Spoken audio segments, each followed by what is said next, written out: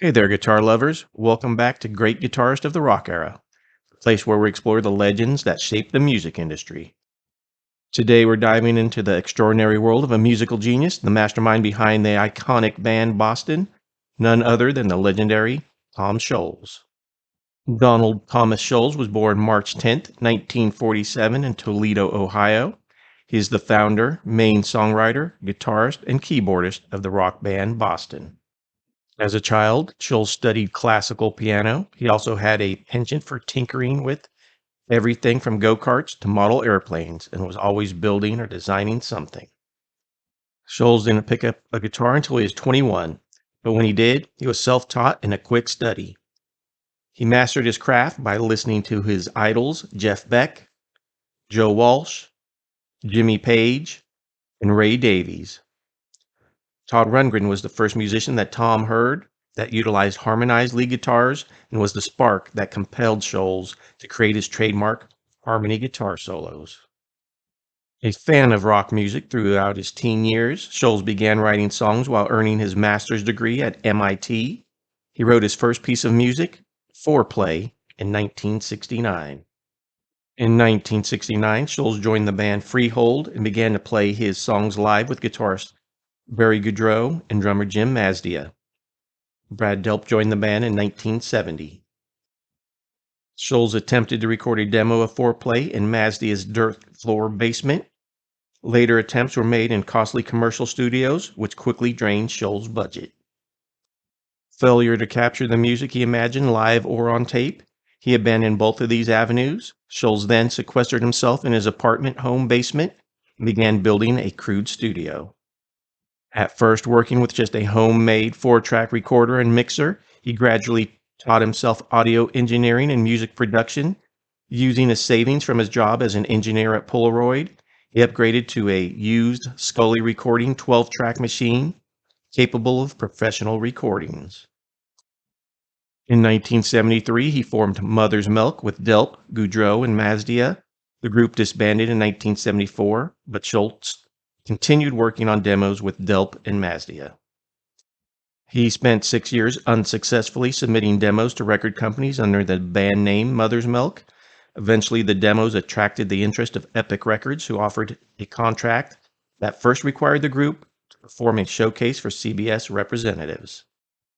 Scholz, Delp, Goudreau, bassist Fran Sheehan, and drummer Dave Courier performed for the executives in a Boston warehouse that doubled as Aerosmith's practice facility. Drummer Courier quit and was replaced by Sib Hashian before they signed the contract with Epic a month later.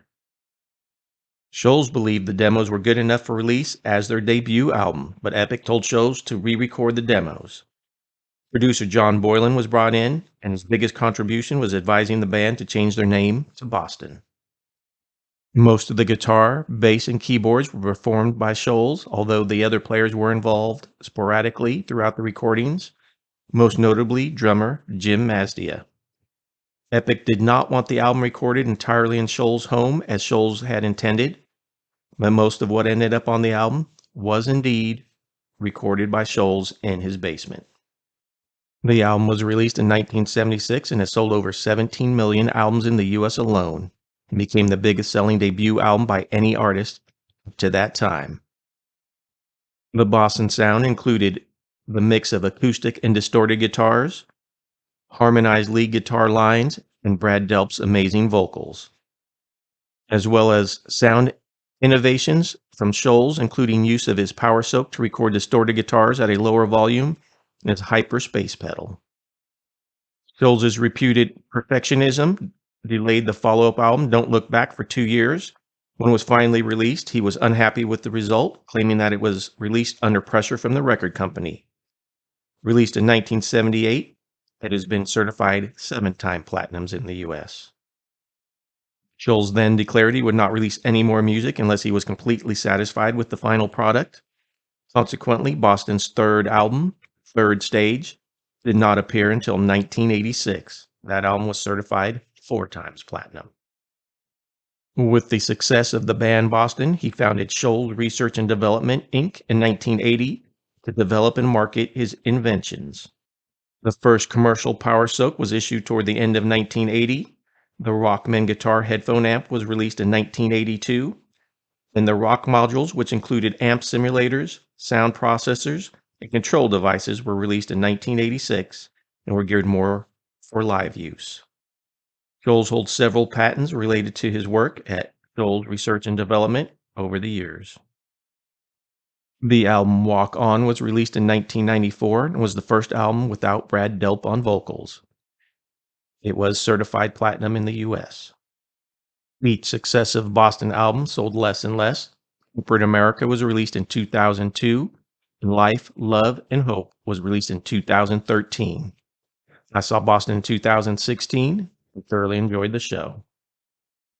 So whether you're a diehard Boston fan or just discovering the magic of Tom Scholz for the first time, one thing's for sure.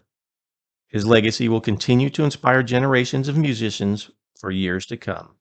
And there you have it, folks, the incredible story of Tom Scholz, the musical genius who crafted the timeless sound of Boston. If you enjoyed this dive into rock history, don't forget to hit that like button, subscribe for more content, and let us know in the comments which guitar legend you'd like us to cover next.